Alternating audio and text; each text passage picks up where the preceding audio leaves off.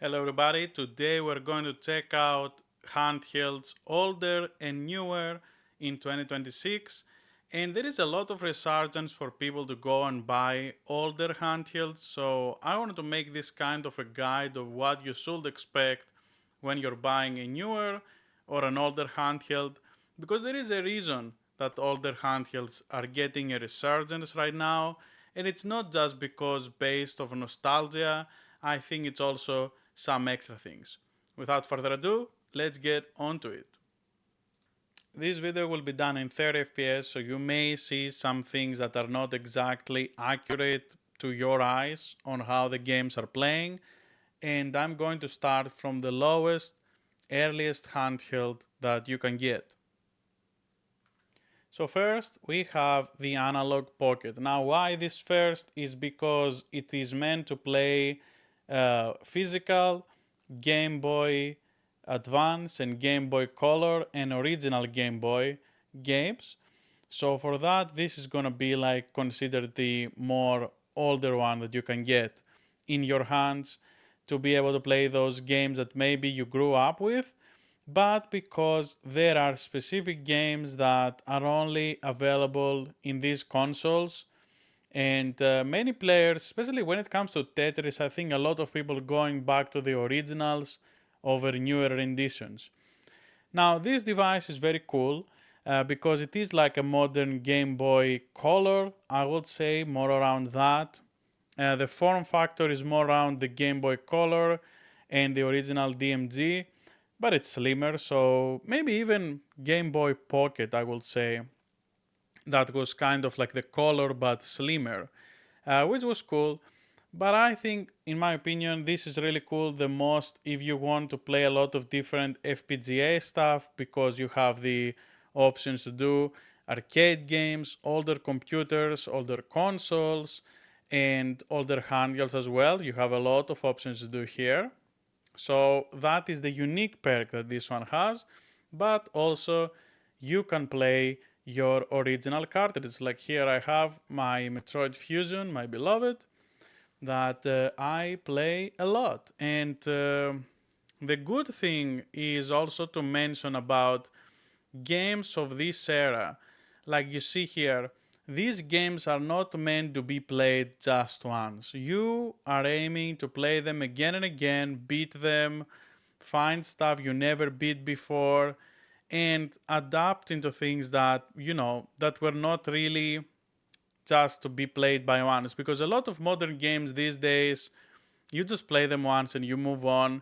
But these games, they still had this feeling that you will go back and play it again.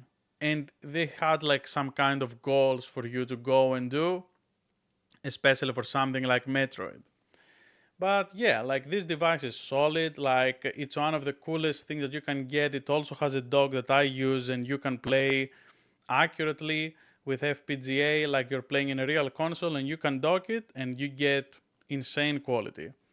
I'm using it on my C4 OLED and it plays fantastic. So if you're into some experience like that, that is definitely it. But when it comes to portability, this is not the most pocket friendly thing. It fits my pocket, but it doesn't make me feel that, the cartridge is secure or anything like that. So this is not my pick to get it when I'm getting outside. We are evolving now and we are going to the Game Boy Advance. And this one is the original hardware, which I have modded it myself. I had an original hardware and I just got new screen, new body, and just put everything together. And I'm using rechargeable batteries here. These are the best one that I could find, the Analogue Pro, which are really, really good for the Game Boy Advance. And I will suggest them over having some USB-C configuration, which is not the best. Now, this screen is the ITA, which means really it's the bottom screen of the DSi. And because it's perfect for this, they were able to make it, get the picture out, and they were able to put it all together. So we will have still this cool pixel effects, because I was using an IPS before, and the problem with the IPS, it felt a lot like it was emulation. So to show you how different it was, actually I will use this one because it is the easiest to show you the difference when it comes to this. So let me just get it closer here. Just get into that save file. And let's just hope that you can see the difference here. So this is how it would look if you were playing with the IPS. Now, if you like this, a lot of people like this, they don't really care for scan lines and LCD scan lines, but I'm strictly to those things. And this is how the original GBA looked, and this is how the mod that I have done looks. It looks a lot like the AGS 101, that is the Gameboy Advance SP screen, because it has true backlit and all of that. This one did not have true backlit, so they have to adjust the colors to make it even visible in that console originally. So that is really the difference that you are getting. This is what you will get with the IPS, and this is with the mod that I have done. Hopefully you will be able to tell the difference. I cannot really see it on the preview here, but when you're playing, it is a huge difference. So, moving back to the original hardware, I think this one is one of the most comfortable. The only thing that you need to be able to carry it out comfortably is to have a pouch, but the problem again comes with the uncertainty if you are battery anxious and all of that how many hours this will last. Last time I did a battery test with these batteries inside on the max brightness, this was like, I think it was 7 hours that it will be able to last with these batteries. And I would suggest get a pair, like 2 pairs of them, so when it runs out you can just immediately pop on the other ones you have laying around, and you will put this to charge and the others will take their place. Now, there are some problems with specifically this one that you will run up to, like it's kind of inevitable. This thing over here gets a little bit stuck sometimes with corrosion over the edge, and you will have to open up your GBA in order to be able to clean. You will need some soldering skills maybe, or you can just try to put some isopropyl alcohol inside and try to flick it around.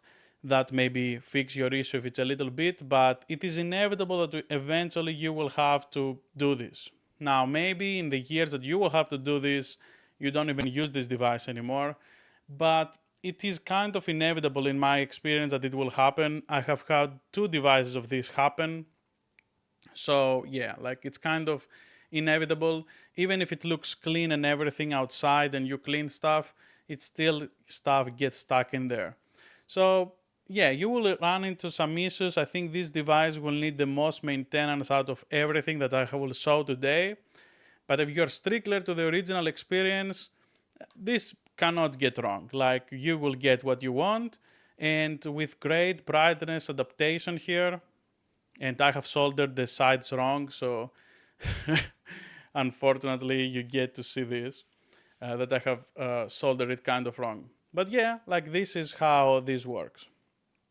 It can get really dim, and it can get also really bright. So even if you're going outside, you will have no problems. I have tested all of this myself, and it is the same for this device as well. Like, the brightness is gonna go really high for both of these devices. So you will not really be disappointed when it comes to that. Now we're moving on to something like the Game Boy Advance SP. And the modification I have done here, obviously you can see the cell is not really the original, and it is a smoked transparent cell. I have changed the battery from here, and I have put the funny playing one, which has served me insanely well.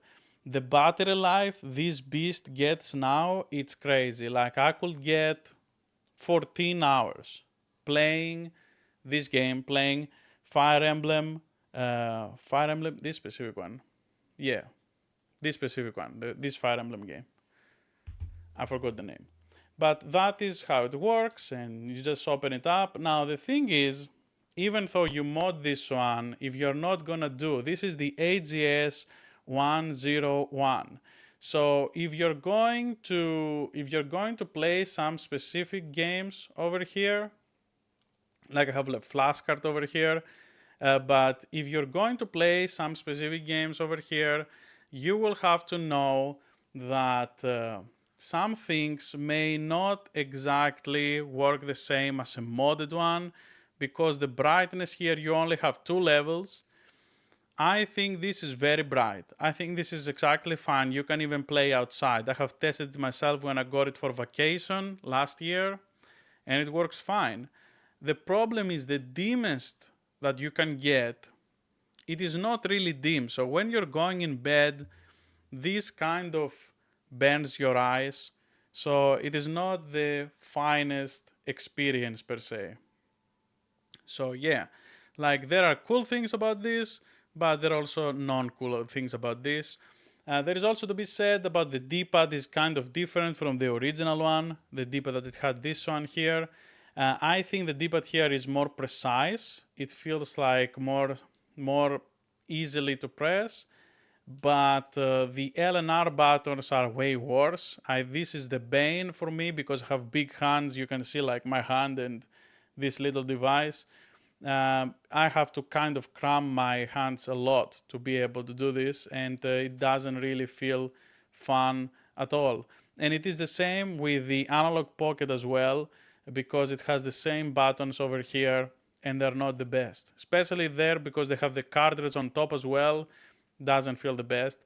But this one is great, and I have this little device over here, which is an adapter that I got from AliExpress, which works really well, and it converts the USB-C, any USB-C that you put, it will convert it to the right amount of battery that you have to get for your battery over here, and it will be great. So I think that this one is pretty good. I don't really see any ghosting. I have remembered like the original devices, they had some kind of ghosting, the original non-AGS 101. But this one, I haven't really felt it too much when I was playing games. So I am very pleased with the result. This is my favorite when it comes to the original clamshell from GBA. This is my preferred GBA, to be honest. But the thing with the dimness, not being able to play too comfortable at night, it is kind of the bane, because that's how I wanted to use this device most of all. But it's a pretty cool device if you want to get into it. And as I showed, you can play original games or you can play your flashcard. That is one of the things also we have to mention for the Game Boy Advance and pretty much everything below the 3DS, that with a flashcard you can get whatever you want. And that is really important because gaming at this point has got too expensive, and you being able to just not having to travel with your really expensive games. Now, I have a lot of original games, as you can see here, like Metroid, and also like Fire Emblem and the original Fire Emblem, and I have them in how they're supposed to be, right? And those were expensive games. Now, if I go and travel, I'm not gonna take those games with me. Or if I go outside, I'm gonna use this flashcard that I will transfer the save from them to this, or have a new save over here and just play on the flashcard. Because I believe it's better to just be safe and to not lose your expensive games when you're going traveling and everything like that. Now, let's move on to the next one, which is going to be the DS Lite. Give me a second. And this is exactly as I said, why you kind of need to have a flashcard even if you are a collector, because you don't want to travel with these things. Like, these things are expensive, especially if you're getting them now and you didn't get them originally.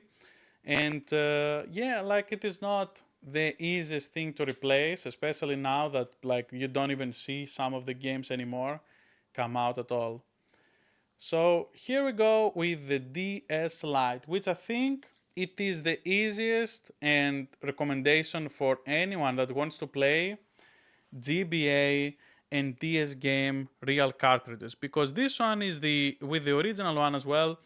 They are the only ways that you can play original DS and you can play also your GBA cartridge on the bottom. And it works really well. Now, let me show you first how it looks when you're going with the DS games. One of my favorite games here, Dragon Quest V. Dragon Quest 40th anniversary this year, 30th or 40th, no 40th anniversary this year. So I'm really excited for that. This is the second save I have over here. And you can see that there is some I like to display this game a lot because it is one of my favorite games to show off the DS with, because this shows a lot the uniqueness that you get that you cannot really get it on other devices. And when you emulate it, usually unless you have a double screen configuration, you're not really gonna get this amazing thing back then that you could just move around and see the environment like this. And of course a lot of other gimmicks as well, but I think that was one of the coolest things. Or like Castlevania, they will have the map on one side and on the other gonna be the gameplay. It is one of my favorite things. Now this is a battery beast. I was able to play on this, I remember, 10 hours. I replaced the battery with a Cameron Sino, which is the replacement batteries for the DS Lite, and it works amazingly well. Like, to be able to play, it was 12 hours. It was not 10 hours. I just checked my notes. And to be able to play 12 hours on the third scale of brightness, because I usually don't play on the full brightness, just too bright. The only problem that this device has is that it is too bright as well on the lowest configuration. So even when you're playing on the lowest, it is still like kind of too bright in my eyes for at night. Maybe I have been using too much of the latest console that you have freedom of scalability on that, but it is something that I dislike. It kind of burns your eyes at night. So, and you have sometimes you have light bleed on the edges, even on the lowest configuration. So that is not my favorite for that reason, but it is the easiest recommendation I have to anyone if they want to play Pokemon games, because the D-pad is actually really good. It slides really nicely, and it is good for all the Pokemon games. That sometimes the D-pad betrays you a lot, especially the original GBA. It can go a little bit weird when it comes down to diagonals with the Pokemon games. And this one, from what I have seen, this one and the DSi XL have the best D-pads for these games. But I like this the best because it is not a clicky D-pad. It can be very silent when you're gonna play, when someone is sleeping, and the membrane buttons feel really, really good. Easily recommended this device because you can get this, everything is so compact, everything is there. Like, pretty sure a lot of people losing this, but I have never lost even once one of these little pens. The volume, this one gave me a little bit of trouble, but I was able to fix it over time. It can get quite loud, so that's good if you're deaf like me. And yeah, it's pretty good. And I'm using as well this thing that I showed on the GBA as well, that I can just put it on here and it converts everything that I have to USB-C. And it's really good. This thing costs like $2 to $3 Australian. It's crazy for the work that they do. So I'm pretty sure if you're looking for something like that, if you're looking for a DS experience, the DS Lite is the easiest recommendation, because these ones, you can still find them in good condition and you can find them really cheap. Like, you can find this kind of thing for like $50 of American. I think I found this for like 60 Australian dollars, but it was someone that obviously was trying to get rid of it, and it was in perfect condition, and the person just didn't even check anything. So yeah, That's pretty much it. From that, let's go to the DSi. The DSi is a very interesting device because it got like a lot bigger than the original. You can see here how much of a difference it is when it comes down to scale. And it also, what it really did well was that it scaled perfectly the pixels. So when you're using this kind of thing, you can know that everything is going to look perfect. You can still find DSi XLs pretty cheap, but the problem that you're always going to have is the screens.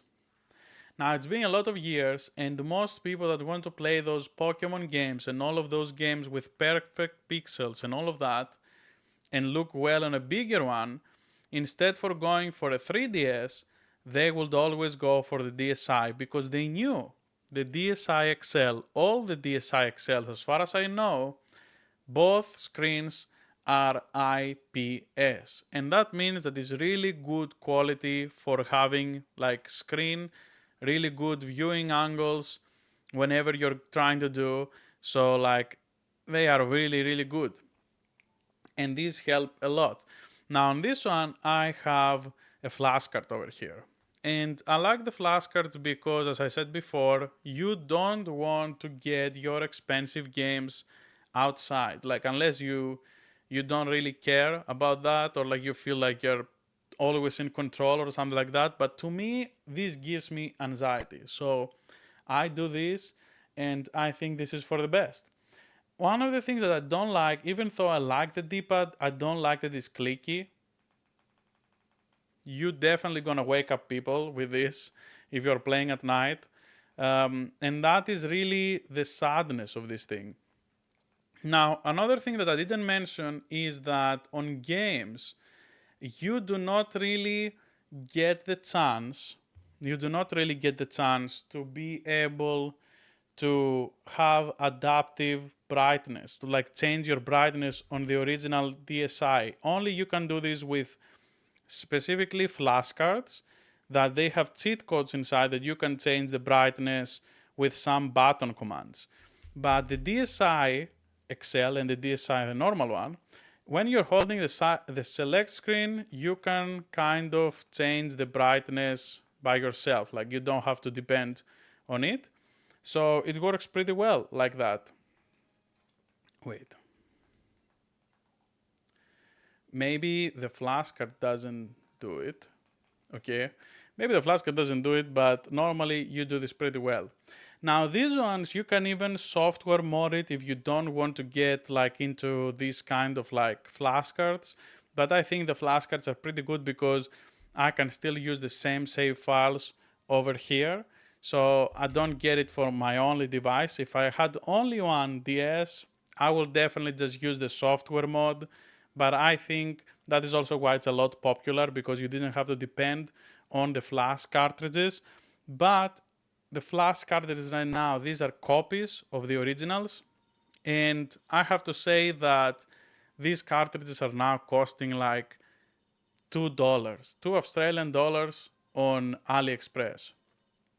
And it works flawlessly. You just have to flash the firmware, which is pretty much a drag and drop, and then put your legally obtained ROMs from your games, from your own games, and put them in here. Like I will never travel with Chrono Trigger. I will I will go crazy if I lose any of these games.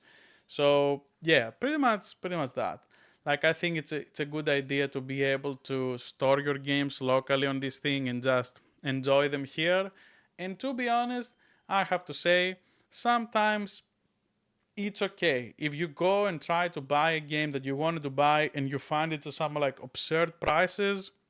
What can I say? It makes sense that you will use something like this for some of these crazy expensive games. But I would like suggest to you to only do it for your legally obtained stuff, which is obviously what you should be doing with these things.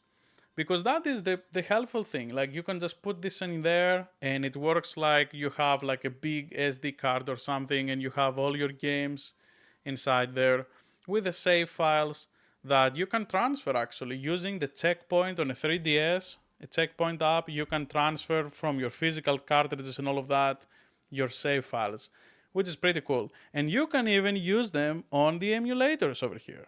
So that's pretty cool as well. So I think that is pretty good, the abilities that we have with this kind of hardware and how you can even escape it from the original hardware to something like an emulator and vice versa. But if you want big screens, IPS, as cheap as possible, this is your way. Because this scales perfectly for the DS. If you're mostly into Pokemon DS games, Ace Attorney, Castlevania, all of those games, I will suggest DSi XL or the DS Lite. These are the best that you can go around. And let's get on to the next one. And the next one is the original 3DS XL. Now this one is also be able to have this little thing over here, and it still costs the same as all the others that I said. It costs around 2 Australian to 3 Australian dollars if you get it from AliExpress, and it works amazing. It also comes with a little thing that you can put it in some hole, but I couldn't find a way to use it on any of my 3DS, so I didn't use that thing. I just cut the little cord that it had there. Because unlike the DSi XL, I didn't really find these two holes for any of these devices here, so I couldn't really have it hanging like that. Now, besides that, this device is great, but there are some things that you need to know. First of all, the thing that you see here, if you know about 3DS, you obviously notice it over here. This is a replacement cell, which is something that you can do. And you have to know when you're buying a used 3DS, because most likely you're not going to fork all over the money to get a new 3DS, a normal 3DS XL, what I will suggest is to look for the internals. Look for the screen. The things that you really care about that are really hard to replace are the screens, the buttons, and in general all of the conditions when it comes down to the internals. Like if you have a full bottom screen that is completely scratched, or if you have like broken buttons, or like things that don't work, like solder buttons, which solder buttons, if you open the device, you can fix it. I definitely did for the DSi XL over here, and it's not a huge deal, but it's something that you have to be comfortable with. Now, in my opinion, this is the easiest one to hack. This is like a joke. You can literally hack it in 2 minutes, and you can region change it in like from Japanese to something else in like an extra minute. That's what I did over here on my lovely gift from my wife, which is the slime new to DS XL. And this is the original 3DS XL, which is pretty cool. It has the 3D effect, but it doesn't have the eye tracking. So the 3D effect can be quite broken a lot of the times, which is why most of the people, even though they will come on the comment section and complain that the 3D is amazing, when I used it on this device and the original smaller 3DS, it was atrocious. So that is the reason I never tried it again. But we will have a future video that I will be testing the 3D, and I will lay out some experience, because every time I used it on this, it was horrible. And yeah, that is just a sneak peek for the next videos upcoming. But this one is pretty cool. You have the Twilight menu, which is pretty cool. Like you can unlock a lot of abilities for your DS, even having like YouTube and so many things that you can have here. You can software mod this, so you don't need a flash card. That's why there was never a flash card for this. And because you can software mod it, you can just put a micro SD and do crazy things. Like you can inject into the GBA emulator virtual console stuff, even if they didn't exist. Like even games that obviously didn't exist on those things. And these are great because you can take your thing that you originally own and you can just put it here. Like for me, a lot of the times I will get a game that I have over here and I will transfer it over to this thing, because I think it's easier to just not carry with you, as I said, your expensive and collector's items that you want to have. So this is pretty cool. Like the same with emulation. It just helps a lot to be able to have all this stuff in one place. So for me, I have been using it not too much because mostly I have been using the new 2DS XL ever since my wife got it for me. But this one, I have to say, it is more comfortable in the hands, and the way that you have the sound is better because the other one over here, the new 2DS XL, plays the sound from these sides. So when you're holding your hands like this, you can kind of block the sound, and this is not the best, but just look how beautiful it is. Like, and this again, it's a lot more like the DSi XL, that everything is clicky over here.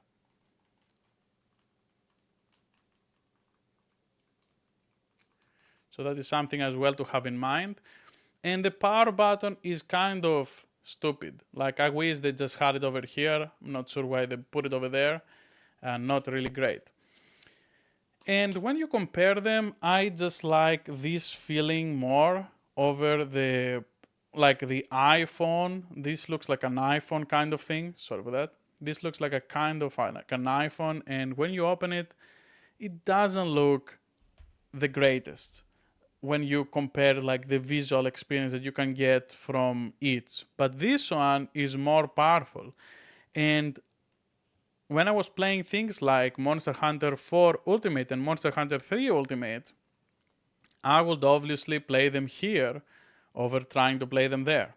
Now, whenever I would play them, I have to also say that your hands will get cramped if you have big hands like me. I have seen a lot of videos that people are saying this is goated. I'm not so sure about that, that this is goated. Like, especially when I was playing something like Kid Icarus, my hands were just dying when I was playing that game, and I was trying to aim with a stylus, and at the same time, like, I had to be moving this stick, and you had to like jerk it around like you were playing Smash Bros. Damn, Sakurai couldn't make it easy, so you had to like make these snapbacks. And these snapbacks, I think, is kind of like why you see a lot of people have to find replacements for their 3DS. So that's why I never really play these kind of games on this. And I preferred playing something like Kid Icarus over here on the AYN Thor that I will see right after this. Now, I have to say also that the homebrew scene for both of these things is amazing. Just imagine how far people love these devices that they were able to make a custom network called Pretendo, and you are able to play games not just with other 3DS games, that like you can just play your 3DS with your other 3DS, like the network still exists. But the craziest thing of all is that you can use this kind of thing and even make it work on your SteamDeck or your AYN Thor with the Azahar emulator, and you can crossplay between. I have used it to crossplay Monster Hunter 4 from my SteamDeck to my 3DS, and it was crazy because first of all it had the same save. You can't play at the same devices online, both of them with the same account, but I was able to use this device to be able to connect with a different save file, and we were able to play together, two people with different devices. Like, because when you're doing the process of porting all over the system stuff from this device to over to the Azahar emulator, you cannot do it to multiple devices. You only one be able to be online. So you're kind of giving up your 3DS for your Steam Deck, but it's not like permanent. It's just like whenever you're online with one, you cannot be online with the other because they're using the same system files for this process. So only one can be able to connect online. And Nimbus is fantastic and all of that. And I think that like this is great because you can usually find these cheaper, these 2DS devices, especially new 2DS XL, because you get also the great performance And with the, what is it? With this, with the Twilight menu, you can even make it work really well with the screen filters that they have. Just look at here, how it looks before and how it looks after. The colors just way different. They look way better. And I will advise you, if you have this stuff, to just go for it like that, because it's pretty good, pretty good. So yeah, like you can do a lot of stuff with the 3DS and the new 2DS XL. I may be able to look into a new 3DS XL, so stay tuned for that. But yeah, this is pretty much what we have over here. And it is fantastic, like what you can have, what the games that you can have, or your physicals. You can even use Moonlight to stream your game. The 3DS, there is a reason that is very popular right now, and it is because the homebrew scene has exploded over time. They have done amazing things, and you can have all those cool custom themes and all of that. And there is even a network resurgence. There is also the activity log, which I really love, that it shows you like how much you're playing each game. And I really love these kind of little things that this device had. And my favorite thing was the Street Pass. Like, I will never forget the Street Pass when I went to this convention here in Australia, that I went with my wife, and we went to watch. It was a game convention, and it was really cool. And the thing that I loved the most was like you saw so many people around, and you get the Street Pass, and you were like, "Wow, I got 7 new people from Street Pass in here," and it was cool, because when you're passing each other, you kind of get each other's information. It has some silly mini games and stuff, but it feels like this social thing. It feels fantastic. Like, just imagine if that was still a thing on these devices. Like, it would be amazing. I don't know why they don't do it. It's just no brainer for me, because they use online the device almost all the time anyway. So I don't know why they didn't continue with this thing. That was one of the most beautiful things in the 3DS. And I wish they would do it for the Nintendo Switch too, but they don't. So there is that. For the price, I think, again, you should be looking for all of this stuff. You should be looking for the screen conditions. Always. First of all, screen conditions. Don't try to hunt an IPS unless you want to blow a lot of money for these things. It's not worth it usually. And like many times, like even if they have good screen, they can still do the yellowing thing, which is not very fun. So you should be aware of that. So look out for the yellowing, look out for all these things. But the most important, if you want to buy one of these, don't care about the exterior, because the exterior, all you have to do is unscrew these 2 things, and you can change it on the bottom. And on the top, because the top is the one that usually going to have scratches and stuff, all you have to do is unscrew these things, unscrew these screws over here, which are skid screws. And all you have to do after is slide this off, or like slide this off. And then that's it. With a little thing to get it out gently, you have everything. And you can just replace it, and that's what I did. This is an AliExpress sale, which I got for like less than 10 Australian dollars. It's amazing. Ever since I got it, it looks fantastic. But I don't really like to get out with this, because it looks like I'm a freaking weeb. And I got it because I thought the design was cool, but now I can't use it outside. So this one is very cool as well, but it comes down to the downside that it's not as ergonomic as this one. You can definitely find grips for both of these. It is not like a problem that you can, like, you're cursed that you cannot use any of those. And I will check out some of the grips with some other stuff later on this year. But I think for my big hands, I would prefer using this one over this one. And this one kind of feels that this little thing over here, this joystick, is a little bit different. It feels like more loose. This one is a little bit more stiff. It feels like you're more in control. This one, it feels like if you are a little bit sweating, this moves around a lot. So maybe I have to change this one eventually. Maybe it just wore out over time, because both of these devices were used that didn't buy them new. But yeah, this is pretty much it. So let's go on to the next device, which is going to be the AYN Thor. Now the AYN Thor, it's pretty much trying to be like a more new kind of thing.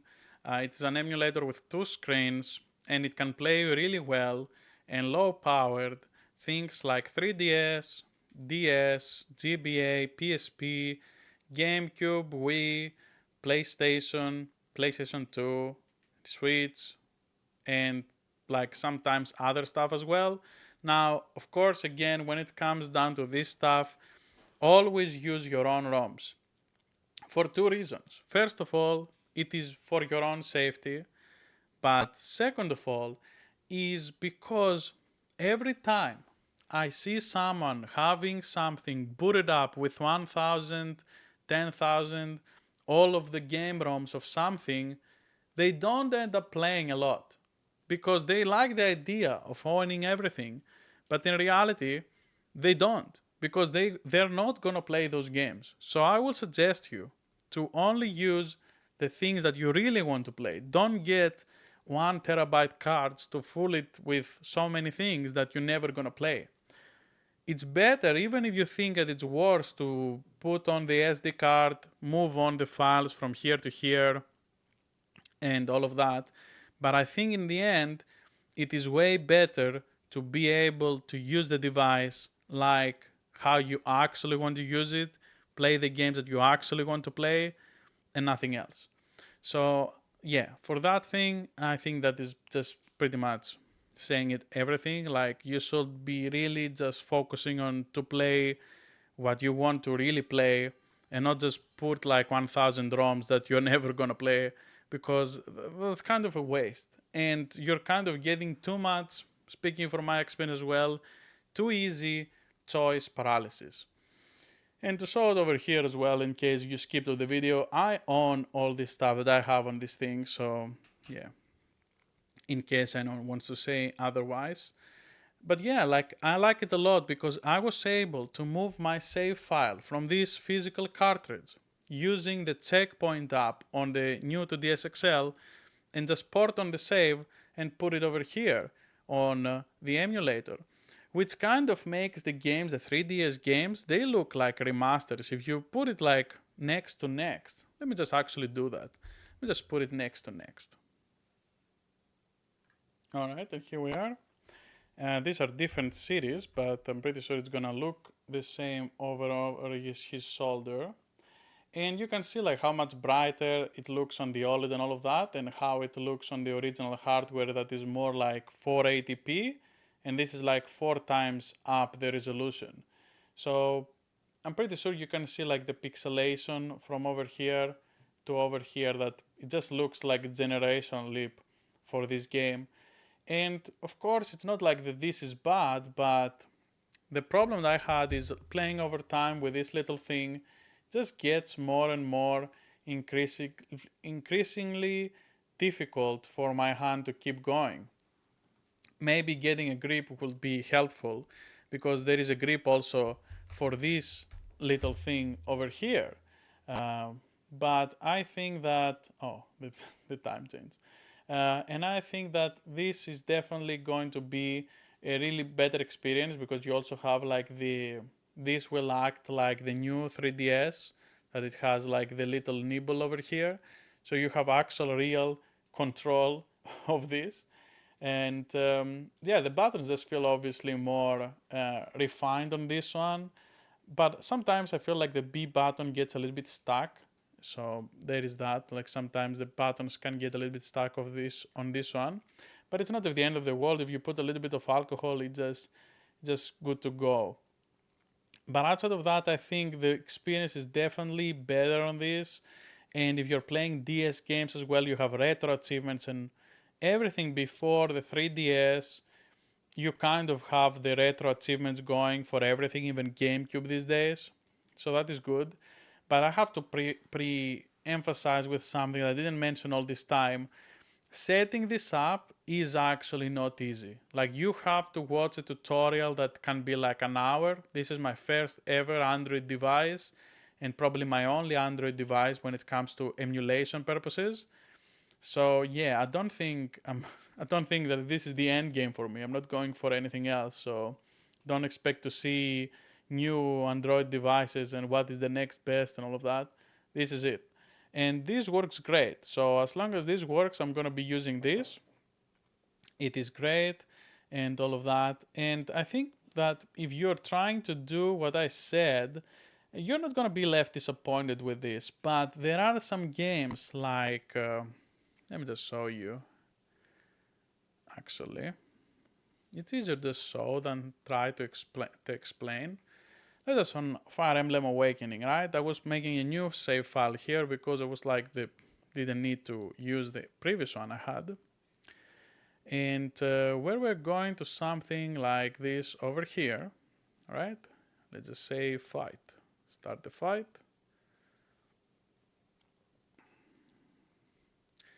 Let's just not really care about what's happening right now. So let's just leave it go like this, just to be able to see what I mean. So like, you have sometimes some buffering on some animations. Is if it's the first time that it's happening on the console, you will have some kind of like stutters. Now, I have played this stage before, but someone died because I'm playing on hard and classic. I kind of save scammed it and went back to it. But this is kind of like what you kind of expect from here. It obviously looks way better, but there are gonna be times that you're feeling like this is not the greatest thing to do because the animations are actually annoying when they get you, when they don't really let you play the game the way that you want. So that's something to know as well. Usually on Magic it happens. Okay, seems like all of the cast now has been kind of worked out. So that's unfortunate for the demonstration, but yeah.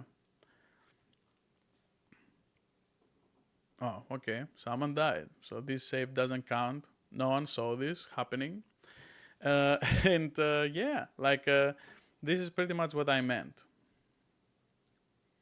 When there is like a new magic, you can kind of see like sometimes some kind of like not working well. Actually, I think it's worse on Azahar than the Citra. Maybe Citra is actually better for this game now that I think about it. Because these little time stops is usually when someone dies, so I haven't really seen any CAS going on right now. Unfortunately, I cannot show you the problem. So sorry for that. This is working good now. But usually when someone tries to do a new animation, this happens. And that is the reason. So yeah, like it's something that you need to expect, especially when it happens like with characters that they haven't done any move, or you're moving to characters that are doing first time a move. That is what's gonna happen. But overall, outside of that, the experience is great. So like there are some specific games that have these issues. Mostly I found it to be on Fire Emblem Awakening. On Dragon Quest, it was not noticeable. Both of the games not noticeable. Kid Icarus not noticeable. Monster Hunter not noticeable at all. And none of the Pokemon games not noticeable at all as well. But I noticed it on Super Mario 3D Land as well. So there are some games that you're gonna see the stutter and the shader compilation, but outside of that, not too much. Now the worst of all is if you're trying to play some games like the Smiths from this side, those are the only ones that you can actually have some slowdowns. And I own all these games again. But outside of that, this is really what is happening. This is really what is going on.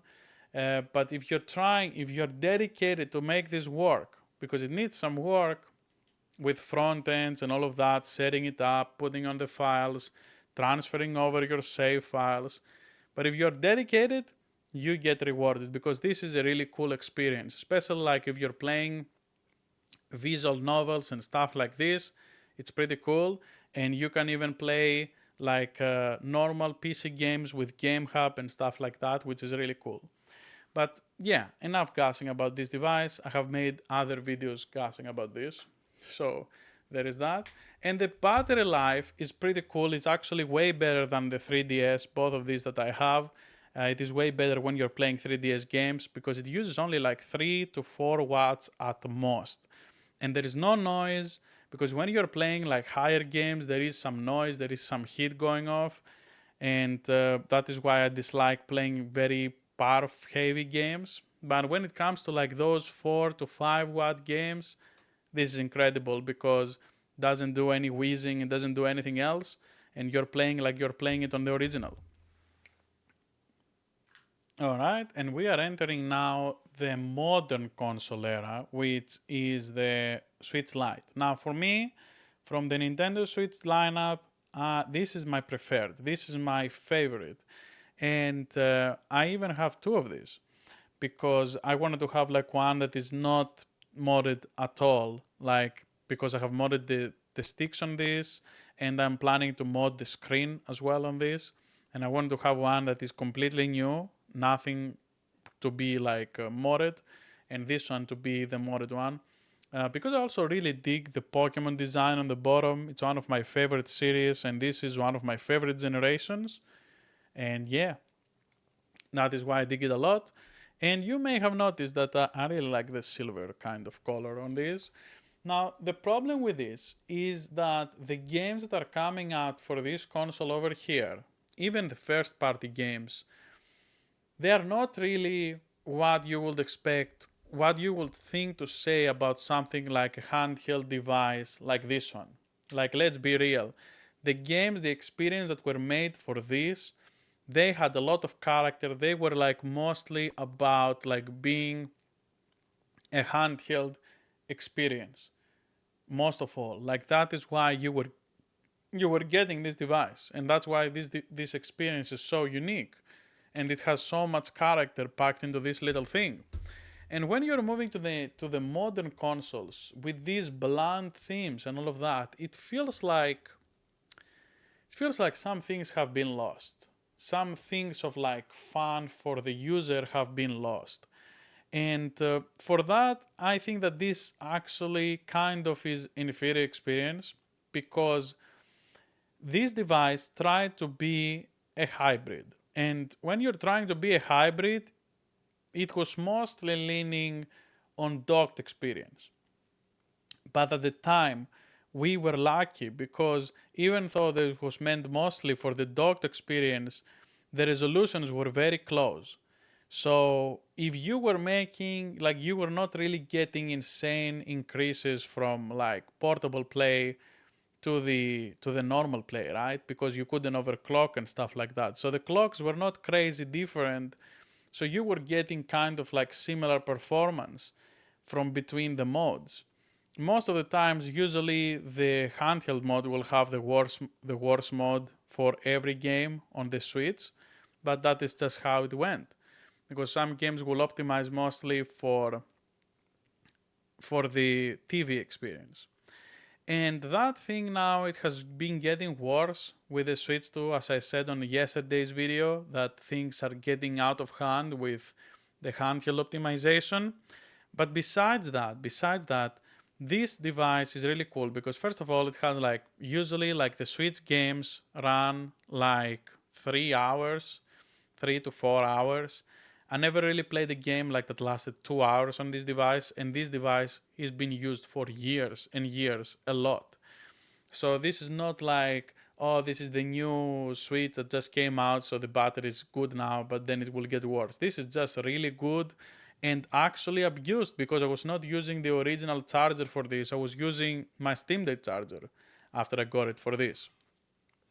So something that I want to say is that kind of the regression of degradation of battery that we had for the game systems, like we went from this that was able to have like 7 to 10 hours to be able to play comfortably your GBA games, and then we went to something like this that also had behemoth battery, like 10 hours and more, like 12 hours. I think it was the highest I got with the Dragon Quest 5. And then we went to this that started to degrade a little bit. This one, I think it was having like 7 hours or something, but it also has bigger screens and all of that. So it also DSi, it has a better processor. Some games played better, and there were some DSi enhanced games like the Pokemon. I think Pokemon White and Pokemon White 2, they were enhanced for this thing over here. So that's why a lot of people that were playing Pokemon games were going for the DSi instead of the DS Lite. That's why you can still find them pretty cheap. And then we went to the 3DS XL, which the battery degrades even farther. Now on this device, usually you can play from 4 hours to like 6 hours, but most of my experience has been like 4 hours. Now these devices are out for like almost 20 years at this point, like 15 years. So you can expect some battery degradation, and I don't know how reliable the replacement batteries are because I used the replacement battery on this and it was kind of performing the same as the one that I had originally used for all these years. So I don't know, it's just me taking good care of that battery, or it's just the battery I got was a dud as well, who knows. This one was lasting way more. This was lasting like Fire Emblem Awakening. I was able to play like 5 hours on the, what is the brightness? On the 4 brightness and the 3 brightness, I was being able to play Fire Emblem Awakening like 5 hours with no problems at all. And same with Dragon Quest 8, that I saw it before this game, that I have it over here. It was playing pretty well as well. I think it was like 4 hours, 45 minutes on this. So it depends a lot on the game as well. Some like 3D games will consume more power than others. Like Fire Emblem Awakening has a lot of sprite stuff and then goes into other stuff. And I never use the 3D, so that is something that you need to know as well, because it doesn't really look that good on the normal 3DS. And right now for this, yeah, like it looks pretty good.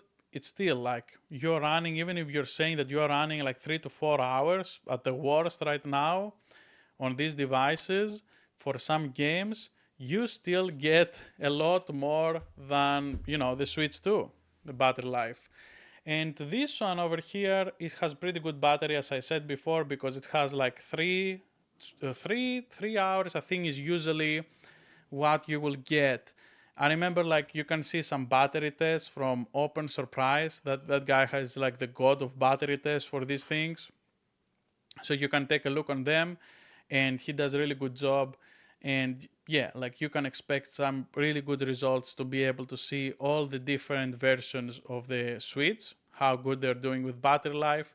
But I like this the best because it's almost pocketable. Like these things suck, and you cannot really get around it unless you get a case, which I got the Tomtock case, the slim case, which barely makes it a little bit bigger, a little bit floatier. You cannot put it in your pocket, but you can put it in your bag, like a small bag. Now, would I carry this on my pocket? Only if I really don't really care about this device anymore, and I'm like, okay, I have these things that are like supposed to be no drifting, so hopefully that works out, and they don't break because they don't have like the physical stick inside. It's with the magnets, right? These are the Ghoulie kit ones. So maybe eventually I will feel like, I don't care, just put it in, and if it breaks, I will use the other switch I have. So maybe that will happen in the end. But for right now, I just use them inside the house. And when I'm going on vacation, I got this and the AYN Thor on my last vacation and the SteamDeck, and you will be seeing a video soon about explaining my experience with this combo that I got the other time with me. Yeah, and needless to say, this is really good because you can have all your physical games, unlike what we have now with the Switch 2 that is all over the place.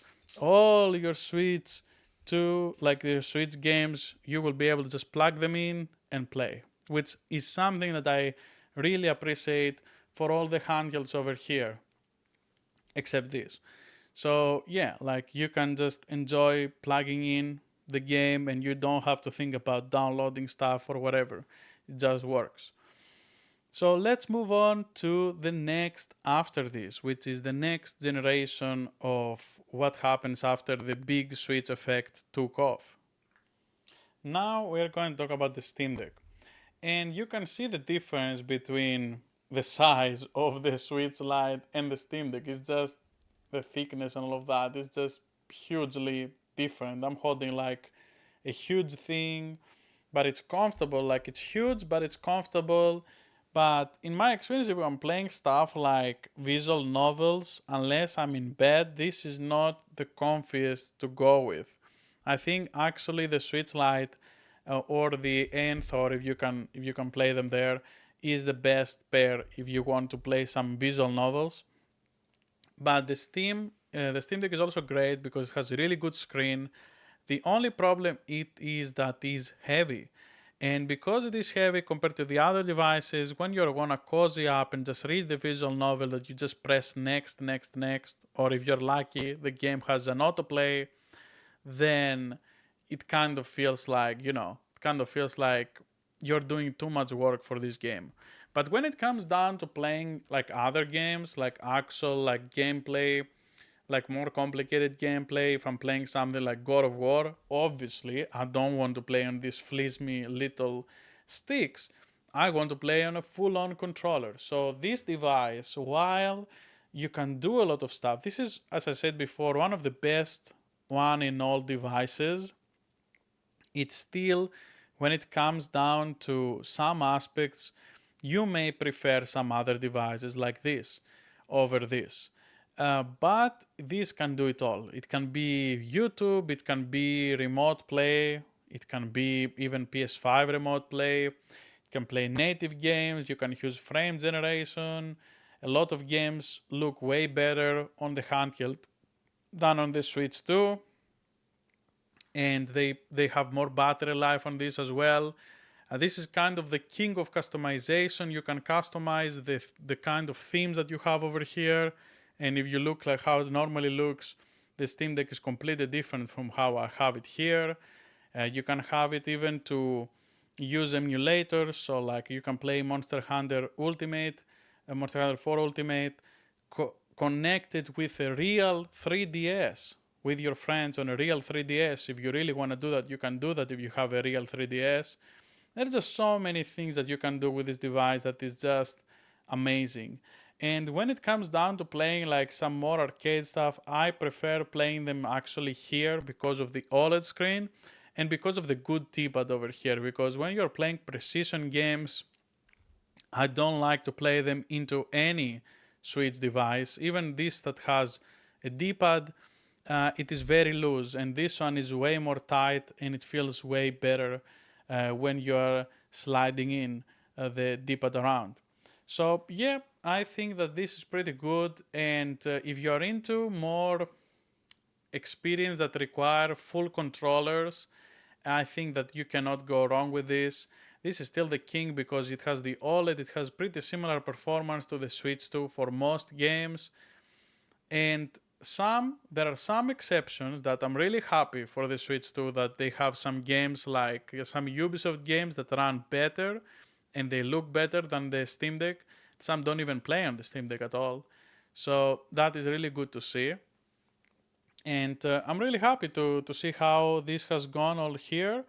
Now, one thing I have to say is that when you're playing some games on this device, it feels really good because you're playing them there, and you also have access to so many indie games that a lot of indie games actually have this older feeling of playing a Game Boy Advance game, a 3DS game. They feel like this arcade energy that you're gonna play this again, and play this again, and just play it for fun. Not play it to hunt the platinum achievements or play it like finish the story and then you're gone and install the game. These games over here, they are not like that. You just keep playing them with other people or by yourself for better score, better time, and all of that. And I think that is really important. When you're playing like games on a handheld device, these games need to exist. And on Steam, all the newest indies that kind of aim for that kind of experience, they're always here. So I really appreciate that, and they always run well when you're playing like an indie game. I have never really played an indie game and I thought it plays like garbage on the Steam Deck. Like I have never seen it happen at all. So I'm really happy with that, and please play the 100 line. It's amazing game. It has a really cool visual novel situation, and it also has like a lot more like Fire Emblem situation that is like SRPG, but it's also a really cool game to play just for the visual novel aspect. Yeah. So yeah, that is like the thing that I wanted to say about the Steam Deck. And now let's talk about the Nintendo Switch 2. I made a whole video about the Switch 2 yesterday, so if you want to see more detailed situations about my feelings for the device, you can see it there. But I want to summarize some stuff here. A lot of the games that are first party, they're pretty good. A lot of third party games, if they're not a Switch 2 version, and sometimes even if they are not looking the best compared to the Steam Deck. So sometimes on the Steam Deck they still look sharper, especially this game that I wanted to play it a lot here didn't really look that good on the handheld. When I played it on the big screen, it looked amazing actually. So I feel like this time the biggest gripe I have outside of the game keycards, which is the stupidest thing ever, outside of that, the biggest gripe I have with the Nintendo Switch 2 is how they are handling the developers, not the hardware. The hardware is actually pretty good, but the developers are aiming mostly for the TV experience and not letting you have the best experience on the handheld. Like you can see it in some games like Persona or like Trails in the Sky or like Fantasy Life, that these could be better on the handheld. So we will see how it goes overall later on, because these are just ports. So maybe the port didn't really want to spend too much money and time into making it the best it can be. But for newer releases, I would hope that they will start getting as good as the first party games, which the first party games for this is amazing. Like Donkey Kong Bonanza. A lot, like this game brings back the only game that I played on this device that brings back the older feeling of just playing for fun. A lot of people were around like, oh, you just play this, it's pretty fast and you're done and you don't have anything to do. But in reality, with the DLC that they got out, you can have endless fun. You can just go back and just being able to play this like an arcade experience and just enjoy your time with Donkey Kong. I hope more games are able to do this. Some PlayStation games started doing this with the Last of Us Part 2, that they gave a DLC that has like unlimited thing that you can keep playing, and God of War with Valhalla, the DLC that the free DLC that you were able to just go on and keep playing with the combat because you like the combat, so you play the game and you have like this roguelike aspect. And I think for single player games, this is actually pretty good. This worked on this, but I just hope we don't have another Metroid Prime situation, because Metroid Prime 4 tried to chase some trends and ended up just stumbling upon its feet and just train wreck. Like I really hope that that game was way better than it was, but it is what it is. You cannot always get what you want. But as a device, I think this is solid. But as a handheld, I don't think this is the best. Like if you wanted a handheld and you don't have anything and you like Nintendo games, I would even tell you to play, to use like the Nintendo Switch Lite. Or like if you already have one, just keep using this until you see games coming out for this thing. Because even if it, like a lot of people try to rush to buy this, and I understand because they want to buy it on the lowest price possible. But if you don't have any games that you want to play, what's the point? Because if you have something else that you're playing your games on, like a PlayStation or like something else that you play them over there, you don't really need, because if you buy this, then you're gonna have to keep buying them twice, the games, and that's annoying, kind of stupid as well, because you will not being able to get them on physical most of the time. Hopefully that changes in the future. But yeah, like for right now, I'm not really sure that I would recommend the Switch 2 as a handheld device. You have so many options, way cheaper, and even if you get some really good like 3DS, that is the reason people are going back to the 3DS. They want that experience, the handheld experience, over the the console games, the PC games that you can just play them on this like handheld. It's not the same. The feeling is not the same. The devices feel like kind of like dull with these like kind of like themes that are just like pretty dead themes. They don't even try to just make it a little bit more festive, maybe a little bit more personal. I don't understand. Like the most personality from all the Switch consoles is the Switch Lite, because they had these cool limited editions that you could kind of like have some customization, at least how the device looked.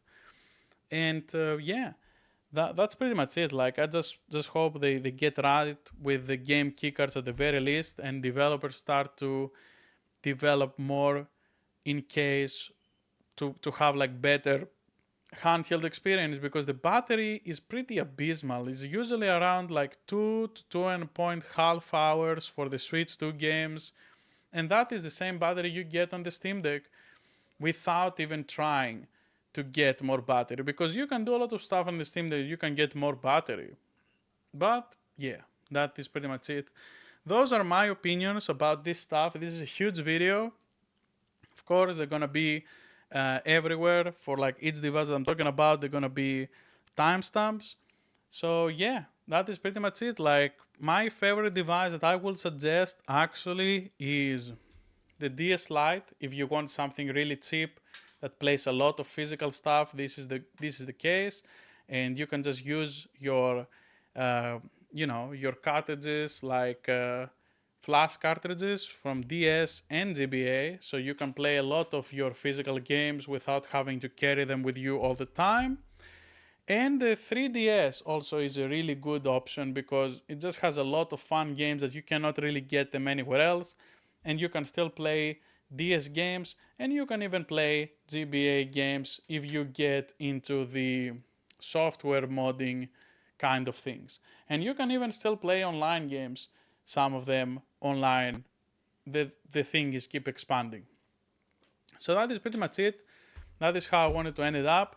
And yeah, thank you for watching. This was a huge video. See you next time. Bye bye.